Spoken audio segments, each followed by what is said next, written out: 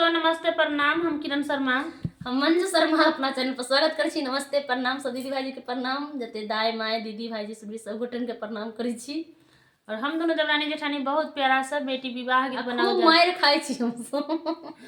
बहुत सुंदर बेटी विवाह गीत बनबो जा रहल छी। अहाँ सब जरूर सुनू, कमेंट करके जरूर बताओ। बहुत सुंदर गीत है। अहाँ सब कमेंट नहीं करै छी और नहीं शेयर करै छी। ज़्यादा से ज़्यादा अहाँ सब शेयर करू, कमेंट करू और जहिना सपोर्ट कर रहल छी तहिना करते रहू, हमेशा प्यार देते रहू। बहुत सुंदर सा गीत है, बहुत प्यारा सा गीत है। सब गौरी के सजनमा बड़ नीक गीत है। अहाँ सब जरूर सुनबा, जरूर कमेंट करब। कनी हमरा हंसी लागल कुछ बात सब।